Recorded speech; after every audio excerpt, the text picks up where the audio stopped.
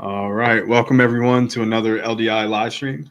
Today we're discussing the fascinating world of lucid dreaming and how critical thinking plays a crucial role in mastering this skill. My name is Jesse, also known as Night Owl. Here with me And today, I have yep. Skyfall, Blind Dreamer. Mhm. I'll allow him to introduce himself. I'm Ryan, also known as Skyfall Blind Dreamer, and we're going to be talking about critical awareness, which is sort of like combining critical thinking and critical examination with being aware of an experience that you're having in the present moment. And it's really both those things that come together to form you know, a pretty important kind of aspect to lucidity, because ultimately that is what lucidity is. It's being aware of what you're experiencing, while you're experiencing it. That is what lucidity is.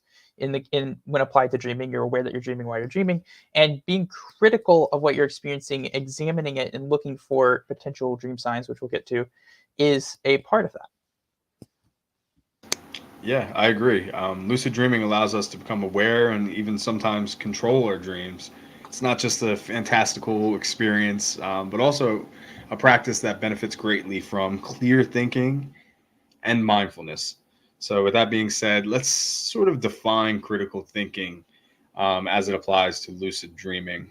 Um, for me, it involves being able to question the reality you're in, whether it be in waking life or in the dream world, to analyze certain elements of your environment and to make decisions consciously within that state, whether you're awake or asleep.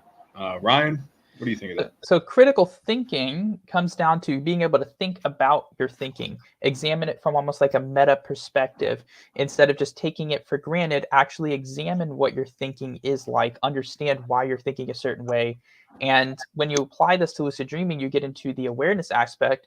It's being aware of what you're experiencing in the moment while you're experiencing it, and critically examining it, not taking what you're experiencing for granted, looking for potential dream signs for any cues that you might be in a dream. And there are various ways you can do that. And so that's like the bridge between critical thinking, and then you apply that to critical awareness. Yeah, that's great. Thinking about thinking. How meta is that? And welcome in everyone. It looks like we have a few viewers. I see DD and Supernova in the chat. Welcome. Um, yeah, so just to apply it to lucid dreaming, some things you can do with critical thinking. You can recognize dream signs, question unusual occurrences, and maintain lucidity to continue exploring that dream scenario. So maybe Ryan, you can tell them a little bit more about how you define dream signs, because I know your perspective on this is a little different than what I've heard from Yes, others. my perspective, I like to say it's a little bit more nuanced, because dream signs is a term that people will throw around and will often define in a way and then assume everyone else defines it the same way. So let's define our terms. I consider a dream sign to be anything that's out of place in any way, something it has a low chance of happening while awake, or something that has a high chance of happening in your dreams. And that doesn't mean my dreams; it means your dreams, because there's can be things that occur frequency in your dreams that may not occur in somebody else's dreams, but that can be dream signs for you. This is very individualistic, very subjective. There's also recurring dream signs. So those are things that are dream signs that crop up, but that are kind of repeated. You get into the realm of themes and patterns, things that repeat themselves or that replicated in your dreams. One of mine, for example, is travel. I love to travel, and in my dreams, I'm often traveling in some way. There's a lot of things that are travel themed that end up in my dreams that be considered a recurring dream sign. Um, you know, there are things related to certain games that I've played that also can be recurring dream signs in a way, depending on the situation. And so ultimately, a dream sign is something that can indicate that you are dreaming, that this is not all that it appears to be, that something is rotten in Denmark, or maybe not so rotten, but you get the idea, that this is not what it appears to be. You're actually in a dream right now. Well, I hope you're not, because then you wouldn't be listening to this live stream. But suppose you were in a dream right now. How would you know? And recognizing indications and clues that you're dreaming is a big part of critical awareness. I'll let you go for a second, but then I want to get into like an example of how you can actually do this. So, Yeah, I think that's great. And just to add to what you're mm, Reality checks. ouch, ouch! You just buzzed really bad. Oh, I'm Can so you repeat yourself, please? You had a big buzz moment in there. maybe we are dreaming after all. But yeah, I was just gonna say critical state tests or reality checks are a great way to confirm, um, especially when you suspect that it could possibly be a dream. Yeah, Supernova said buzz. Yep. Sorry, um, but yeah, and this is why Skyfall specifically doesn't rely on critical state tests, because if you're questioning your lucidity in the moment, then it could be potentially holding you back. But it's great to confirm suspicions, especially if you recognize a recurring dream theme or some peculiarity in waking life that might seem like a dream sign. Then maybe just pause to reflect on your consciousness. Ask yourself, where was I just at? What was I doing? Does this make sense? And that's hello, rare Helge. He said hi or near or not. But yeah, that's sort of how critical state tests and reality checks fit themselves into this critical awareness we're talking about. And I like to talk specifically about critical thinking because I think that's a waking life skill that we all can develop that's conducive to lucidity. So, with that being said, maybe we can get into some applications for critical Oh awareness. yes, absolutely. I'll let you take it from there. Yes, because one thing I will say is that the critical state test or reality check, as people call them, but that I call them state tests. But the way those are just one piece of the puzzle. They're one way to do critical awareness, and usually when you're doing a state test, if you're doing it properly, it's the last thing you do, not the first thing you do. And physical tests in particular, one of the issues with some of them is that most rely on dream control, things like finger through palm and stuff like that, that just that they can easily fail when dream control fails because if you're actually doubting yourself, that's a dream control failure typically. So things that work only on dream control typically aren't the best way to go about it, and they should never be mindless if you're doing a state test. And let's get into what that looks like to actually do a mindful critical state test, but doing the whole process properly. And I'm going to do it with the experience that I'm having right now because basically the way you do this, one of the best ways is to examine your experience and look for any indications that are out of place, acknowledge what you're actually experiencing, and think about that. Actually question, could I be dreaming? The answer is you always could be. And you can confirm that you're dreaming, but my idea is like you can't necessarily confirm that you're awake because you could always end up with a state test failure that dream control related. So I could say the best thing you could do is confirm that you're dreaming and then suspect that you're awake. But let's get into it. So right now I'm sitting in a chair. I'm talking to you guys on my live stream. I can hear myself talking. I can sense the light coming through the window.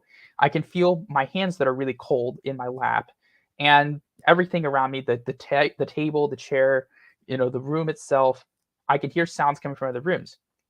And so let's think about this. Is there anything in my environment that is out of place right now? Well, I don't, sometimes in dreams, I might see a little bit more than I do awake. I'm not experiencing that right now. Um, my computer is working just fine, but it also does in dreams for the most part, except there are no inconsistencies that I've been observing. I haven't really observed any inconsistencies in that. Um, I'm not hearing anything, any sudden changes, any time skips, any location changes. Thinking back through my recent memories, I've been sitting in this chair for probably, let's see, an hour and 20 minutes or so. I've been sitting in this chair. No time skips, not a lot of jumping from place to place. Going through memory since I last thought I woke up. This is another part of this. So I got up out of bed and I sat in bed for a bit and was listening to stuff on my phone. And then I got up and took a shower and used the restroom, had music playing on my Alexa device. Oh, sorry if I triggered that for anybody.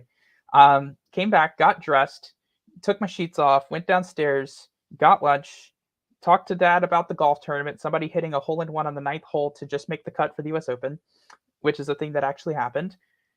Came back to my room and basically I've been at my computer doing stuff on my computer for the last hour and a half. Now, you could create false memories in here potentially. You could have a false awakening that appears pretty normal, but are there any time skips? Are there any jumps in here? Anything? So any like big dream signs for me? Anything travel related? No, there hasn't been. No massive jumps that I can think of. going through my memory, nothing that seems to be out of place. And the last thing you would do when you go through that process, actually think about that, because you could notice something. Hey, for example, say I'm taking a flight. Hey, I'm actually flying right now. Say I was on a plane like I was last month in May. Traveling's a dream sign of mine. That's something that comes up. So if I'm actually flying right now, I could potentially be dreaming and should be paying more attention to what I'm experiencing. Well, should always be paying attention. And then also emotions, because emotions in dreams may not be exactly what you're used to in waking life. In dreams, sometimes I'm go off the handle in dreams that I just in a way that I just don't in waking life. Um, More of a roller coaster, much less kind of regulated or controlled. And I haven't noticed any of that since I last thought I woke up either. So I think that I'm awake. Now, I can't 100% say that I'm awake, but I think that I am. And like the last thing you can do to try to test whether or not you're awake is the state test, is the critical state test. Now you've gone through your memories, you've retraced what you thought you've done since you last woke up, you've examined your environment. Now you can do a critical state test. And there are a couple that are recommended if you're doing physical tests. We've gone through the non-physical right now, being aware aspect. And if you're doing a physical test, there's like the nose pinch and breathing one where you hold your nose closed, you try to breathe, and the rereading one. Now, keep in mind, in the rereading one, you read text or you look at something complex and you look away, you keep looking back, and you try to make it change, because things that don't have a stable external reference in dreams that are pretty complex can be inconsistent. Now, keep in mind though, any state test can fail. So if you're going to use one, do it multiple times or use a couple of them, and they're not like 100% reliable. Nothing is foolproof. So all that being said, you should be in a mindset, if you go through this process, of critically examining and thinking about not just brushing things off, but actually thinking about what you're doing. And then I would challenge you to remain aware of your experience for a bit, like say for a couple minutes, do like a SAT, like a sporadic awareness technique kind of practice. Remain aware of what you're doing and thinking about it, looking for dream signs for a few minutes, just as you're doing an activity, like as I'm talking on this live stream, just being aware of the experience that I'm having and paying some attention to that while I'm talking to you guys. And there's an example of how you can actually do this.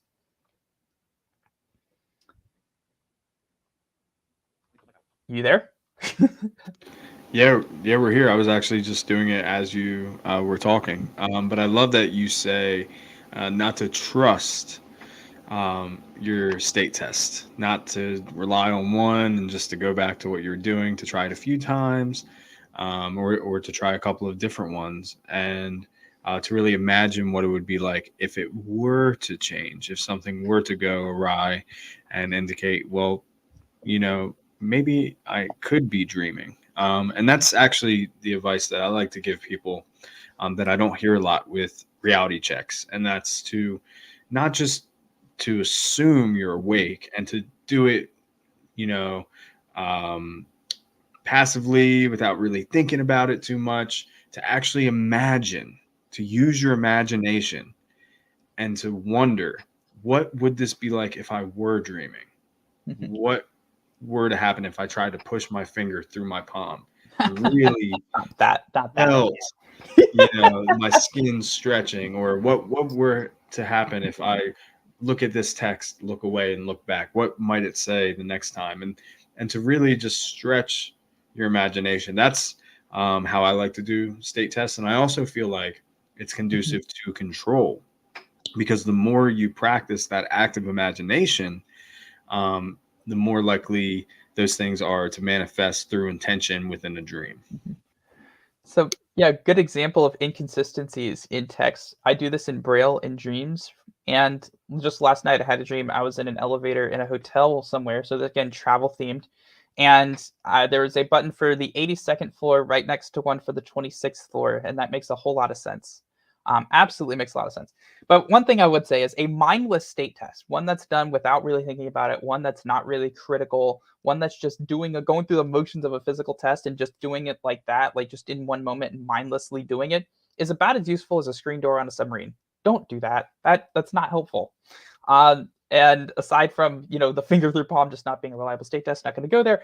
But I did. But but the thing is though, again, going to what you just said, Night Owl, because that's actually a really important thing I meant to bring up. But once you've done a state test, even when you think you're awake, again, you can't 100% say, but when you think you're awake, consider what if I was dreaming, and almost do like a little bit of a mild exercise where you rescript a moment and you try to imagine what you would do. So consider like, what if I was dreaming? What would I do? And imagine what you would do if you had actually gotten lucid and you did recognize that you were in a dream in that moment, what you would do.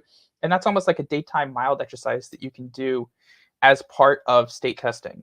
So that is something to think about as well. That's great. And I love your mention of mild. For people who aren't familiar, it's where Skyfall defines it as rescripting a dream, right? So think of a Actually, recent dream you've to had. be fair, it's not me who defines it that way. Actually, I use Dr. Kristen Lamarca's mild interpretation is the one that I subscribe to. So to be Perfect. fair, let's actually credit our sources here. I actually subscribe to Dr. Kristen Lamarca's interpretations of mild. I really like how she approaches it and her modern interpretations of it. That's great. So I encourage people to look into that. But just to summarize, basically, you familiarize yourself with a recent dream. It doesn't have to be a recent dream, but those work best. And then to imagine a point of awareness where you should have recognized a dream sign, and then to sort of rescript that scenario Mhm. um, through visualization to imagine what would it be like if this were to happen instead. And that's Mhm. also going to lend itself to like a dream exit induced lucid dream where you can wake up from a dream, rescript it, go back in and become lucid. But we're not going to get into that too Yeah, much, and that's just that's because you getting into mentioned it. the wake initiated Um, territory, and that is a yeah. little different. But yeah, So, that. really quickly, we're talking about applying critical thinking techniques. For those of you who joined us, welcome Mhm. in. And we talked about critical state tests or reality checks and how that goes hand in hand with critical awareness, right? But there's a few other things I want to talk about as it pertains to critical thinking itself. And this is where I wanted to give just a little bit of history, right? Blind Psychonaut, hello and welcome. Um, so, one thing I think is worth mentioning is a famous philosopher named Socrates, who Mhm. sort of helped us imagine critical thinking in the modern world even today. And he was around, I believe it was like 400 BCE.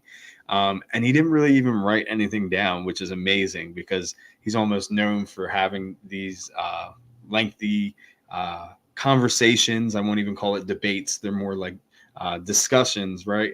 Like what happens with me and Skyfall a lot, and basically asking meaningful questions. And I'm just really simplifying here, but to break it down, the Socratic method itself is how you can sort of gain information from someone and almost break down any thought process in logical terms. And I really like this action oriented summary I've heard from somebody named Simon Ash on YouTube. And I'm a big fan of alliteration. So this really stuck with me.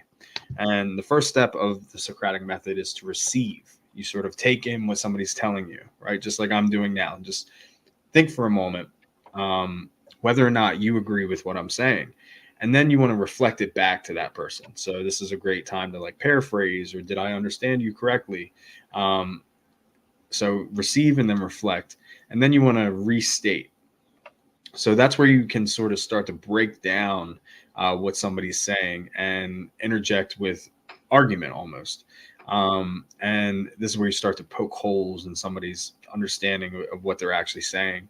And then you want to refine it so that you're taking what was said, you're taking what you said when you reflected and restated it, and now you're going to refine it so that you come to this sort of mutual understanding, and you can repeat that process as much as you'd like to get to the core of anything. And now, to simplify this again, I've got a 2-year-old, and she's getting to the age where she asks, "What is that?" or "Why?" And you, if you know toddlers, you can ask why infinitely many times and never really get to an answer, right? It's like, why are we on the live stream? Well, we wanted to talk about critical thinking. Well, why did you want to talk about critical thinking? Well, we thought it was important for any lucid dreaming practice. Well, why is it important to a lucid dreaming practice? Because you need to maintain this state of mindfulness. Well, why is mindfulness? And it goes on and on and on. Mhm. But really, to reference what Skyfall said earlier, it's so meta. You want to think about thinking and not assume or jump to conclusions. So often when we're having these discussions, um, we devolve into just waiting for our chance to speak, right? Instead of really absorbing what we're hearing, processing it internally, not just confirming our bias, which is, this fallacy we all have as human beings, but you want to sort of stretch your brain a little bit and start to wonder, what if?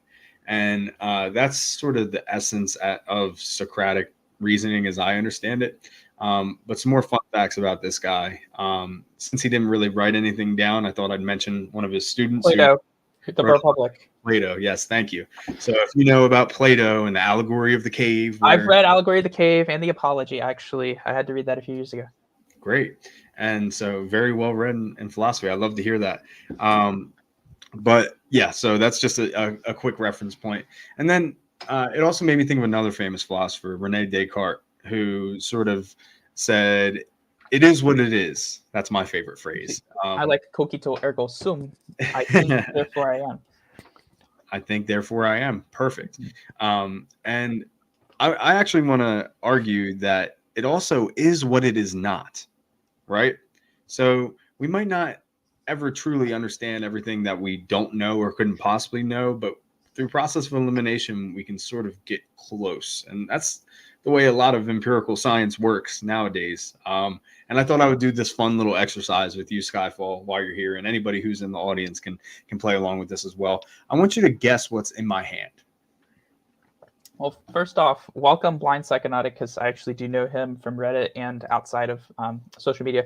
Welcome. I hope you're doing all right. And let's see, what's in your hand? I would guess probably your phone or your keyboard. That's a great guess. Now, why did you jump to that conclusion? You're on a live stream. You've told me already that you're on your computer. And so if you're on your computer, and you're holding something and it's anything related to do with the live stream in the moment, which it doesn't have to be, but it could, the most logical objects would be either your keyboard or your mouse, which I should have mentioned as well, because I don't use one, and your phone, potentially, if you're checking anything or doing anything on that. Somebody said a cube, your Moldavite crystal, great guess. A keychain, I love it. Everybody's dropping their guesses in the chat. I'll give you some context, Skyfall. I'm able to clasp both my hands around this object without revealing what it is. A ring. That's another great guess. No, it's actually an elephant. A statue. Or a stuffed animal.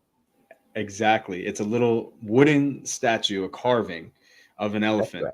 And now, critically, if I were to tell somebody I was holding an elephant, right, you're immediately going to rationalize that to say, well, clearly this is not a living elephant. This is not, an actual animal. This has to be some representation, right? And now we get into the abstract a little bit. Now that I've got you primed a little bit, right? Just humor me for one more moment here. If I were to say I have the world in my hands, how would you take that? Literally, a globe. Physically, you're one of the most powerful people on the planet. Or not physically, literally the globe, but figuratively, you're one of the most powerful people on the planet. You nailed it. Yep. First guess, you got the globe. And now, that's just a quick example of how priming can lead you to rationalizing conclusions. And it makes sense, right? Because it provides more context. And, as human beings, we're great at making associations so that you immediately thought, well, I'm not speaking metaphorically because this is an exercise I'm doing. He must actually be holding something. So whereas normally you might hear somebody who says they have the whole world in their hands and think of how powerful or opportunistic they are, you immediately put two and two together. There's a spiritual song, about God having the whole world in his hands. Yeah, there's actually. Yeah. But also, let's take I want to take a little bit of a sharp turn down an unlabeled service road for a second. But let's take rationalization to the other side for a minute. So say you're actually dreaming, because there's a line between rationalizing in this sense, like what we're talking about, of critically examining the circumstances and applying logic, and then there's dream logic. And dreams have a way of rationalizing anything. And so you could see somebody literally holding a planet in a dream, and you could find a way to rationalize that. So you also have to be careful not to go that way either and blindly accept any conclusion you come to. Yeah, that's a great point, and that's really what we're talking about here. Don't believe anything just because we say it. Really question and challenge your beliefs. Now, what if I were to tell you that that elephant I was holding in my hands, it was actually just my earbud case. It wasn't an elephant at all, but because I told you it was, that's what you saw and you believed it. Now, I hope I'm getting you to think just a little bit. Blind Psychonaut says elephant. That's what I meant to say, and they may very well be psychic. So props to them. Well, They're, he's they're also the one blind who on got it one. correct, His, and that's amazing. But yeah, let's keep talking about this a little bit. So we're talking about application for critical thinking, right? And now we've discussed how you can use reality checks. We've talked about the Socratic method of continuing to ask questions. And now I think it might be worth mentioning mindfulness as well, because mindfulness also plays a crucial role in this. By staying present and aware in dreams or in waking life, you can maintain lucidity and prevent yourself from slipping back into unconsciousness. And so, again, we're creatures of habit, and we work, on a daily basis through routines. And this is where criticality goes to die, right? yes. So the subconscious exists for a reason, guys. I mean, it's so powerful that we can process all this information, and we don't have to think about regulating our breath or our blood pressure or the temperature or our nervous system, any of that stuff, so that we can consciously focus on things like, the words I'm saying, hopefully. But really, mindfulness is about single-minded attention. It's about letting thoughts come and go, but staying focused. And that's why breath is my favorite mindfulness practice, because it's something we all do all the time. If you're not, you wouldn't be listening to this right now. But you're probably not aware of it, right? So shifting your awareness back to your breath can help you realize and reflect even where your consciousness is at. Are you stressed? Are you calm? Are you relaxed? And then a funny thing happens. If you start to breathe in certain ways, you can actually shift the way you feel. It's amazing. So did you have anything to add about mindfulness, Well, Skyfall? right now I'm slightly excited because I've been enjoying this live stream, and I've also contemplating at the same time. I've been contemplating about 3 or 4 different things, including mindless habits, habitual state testing that people do, trying to make it a habit, how that often can lead to autopilot mindlessness. All that came up within the last about 45 seconds. And I've just been excited doing this live stream, thinking about the last things that we were just talking about, and listening to you all at the same time. Yeah, and I would say you're a very mindful person, right? You're Sometimes. you're aware of your surroundings. Yeah. You're present, and that's what makes you such a great host for these live streams, right? You're living in the moment, and you're able to share that energy with people. But mindfulness is a skill that everyone can cultivate, and meditation is a great way to do it, sure. But if you're not comfortable with just sitting down and thinking about nothing, or focusing on your breath for a few minutes, even just 5 minutes a day can make a difference. Then there's plenty of other mindfulness exercises you can do. When I attended this Universal Unitarian Methodist building, it's basically a different religion for every day of the week. I attended some Buddhist sessions where they were teaching meditation, and I was amazed to find out that walking meditation exists. Literally, you don't just have to be seated in a yoga pose to do it. You can walk and be aware of your feet touching the ground, the sensation of your leg lifting and your foot making contact, the different texture of the place you're walking, the sounds of your environment. Just really being present is what it's all about. You can do it on a walk without really focusing on your footsteps. You could just be aware of where you're at and take in your surroundings. These sort of practices can help you become more aware of your environment in the dream as well. And that's why I'm such a big advocate for mindfulness. It not only can help you become lucid, sure, but there's plenty of other benefits, like just making you a more peaceful person, for example. Yeah. I think for a minute, why don't we address some of the opposite side of the coin, the what not to do when you're doing state tests. And that is to take the critical out of critical state tests. That is to do them mindlessly. You'll see a lot of people on YouTube or other places say, well, what you want to do is you want to reality check 500 million times a day until it becomes this habit and you're just automatically doing it. And then you'll do it in your dreams and then you'll get lucid, because everyone knows that the key to being lucid is being 100% mindless on autopilot and doing something so many times that you absolutely ignore it and you don't even pay attention. That is the key to lucidity. So if you couldn't tell by the sarcasm there, that's actually not the case.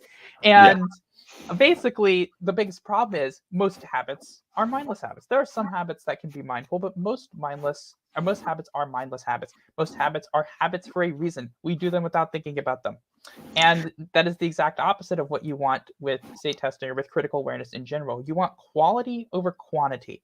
You don't want to spam something a lot, because the more we do something, the less we pay attention to it. The more repetitive it is, the less we care. So you don't want to cheat critical awareness that way at all. Yeah, that's great. If you could see me, Ryan, I was just thunder tapping my hand, trying to push my finger through my palm 500 times. I couldn't even get to 100. Um, um, yeah, so you definitely don't want to just assume. And then there is something such as attention blindness. So less aware to stimulus over time. And perhaps this is why everybody gets into car accidents within, 5 minutes of their house, because of complacency, right? So think about that for a second. Why might that be? And it's because you're so close to home, you sort of just go on autopilot. And that's the opposite of what we want to do with critical state tests. And there's also these limiting beliefs I wanted to talk about. So many beginners face doubts about their ability to lucid dream. And critical thinking really helps challenge those limiting beliefs, replacing them with confidence and persistence. Again, go back to that wonderful imagination. What if I were dreaming right now? What would you do? Think about it for a second. And then I also wanted to talk about navigating misinformation, because, thoughts can be deceiving. Sometimes dreams can present confusing or misleading scenarios, and that executive function, which allows us to really process normal everyday things and come to conclusions, is sort of inactive in that state, and you're not able to logically rationalize what's happening or why it doesn't make sense. Critical thinking helps discern between dream elements that align with reality and those that don't. And those are the dream signs that Ryan mentioned before. But misinformation on a larger scale is something we all deal with in this digital age of social media. And we all should become better critical thinkers to wonder, is that real or not? Yeah. Right? There's such things as deep fakes. There's, these sources, and, these social media influencers, for example. I guess you consider us one of them. Like, who are we to say what criticality is and what it isn't? And you really should do your research and discover for yourself if that's something that you believe. Absolutely. And the next time someone tells you that lucid dreaming is about controlling your dreams, seriously question that. Yeah, you want to question. Yeah. Your sources for sure. Mhm. The other day, I got into a debate with somebody about, what is your favorite lucid dreaming technique? And they mentioned mild, they mentioned wild, and then they threw in dialed, DILD. And I I see had that to a lot. ask them, People, what a lot of how do you? people will do is they'll claim that they'll take that term, which is not really a technique, and they'll apply it to reality checks. Actually, a lot of people do that. And this is somebody who really advocates for reality checks, so you're spot on with that. But again, it just makes you wonder, don't just take it for what it is. Oh, that's another acronym, it must be a technique. Really ask, how do you practice that? And it might be worth defining the language differently. So yeah, those are some things you definitely want to look out for.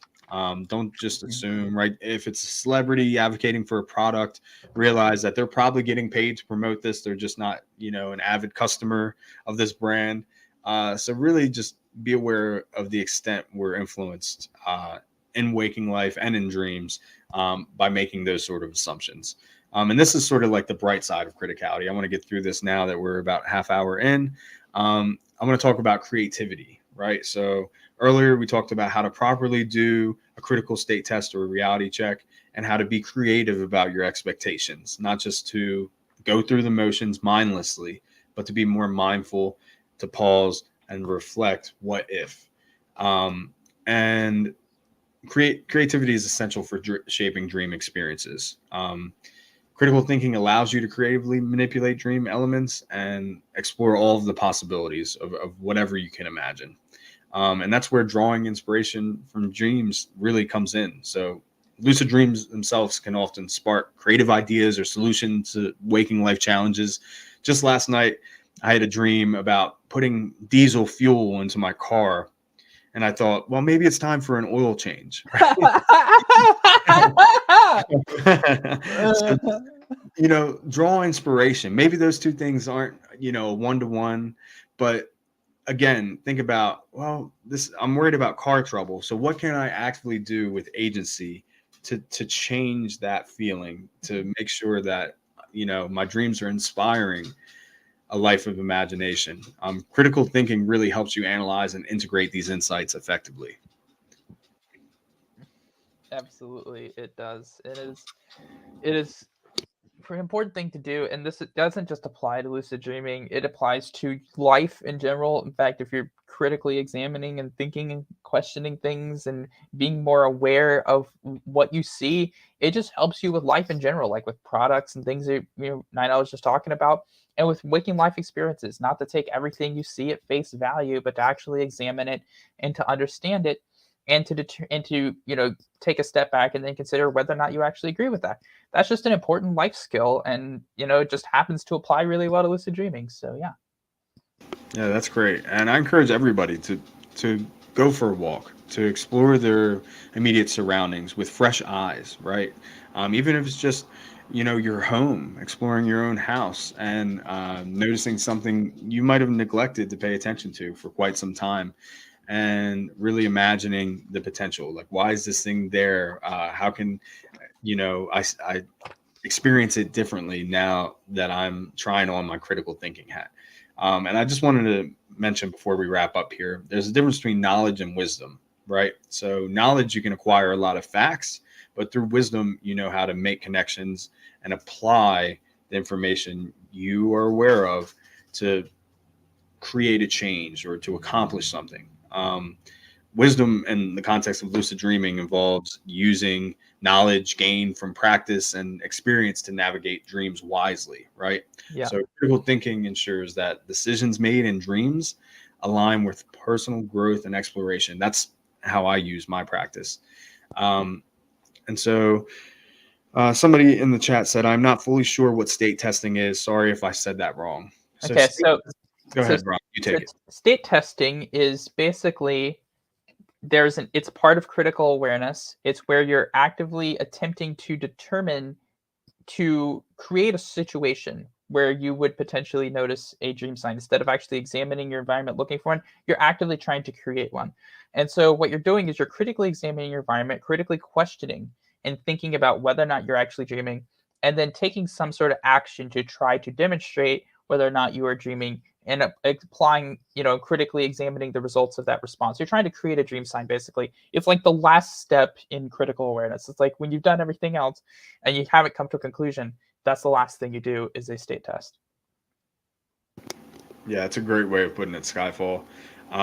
State testing is what I consider to be a supplement to a lucid dreaming practice. Same. Along with dream recall and critical thinking or mindfulness. These are all different skills that each deserve their own attention. Dee earlier in the chat said that they've been, thinking more critically in their waking life, but their recall has suffered. And I want to remind everyone not to be discouraged if certain elements are lacking, because each of these things should be focused on and mastered in and of themselves. And so it's normal for dream recall to fluctuate.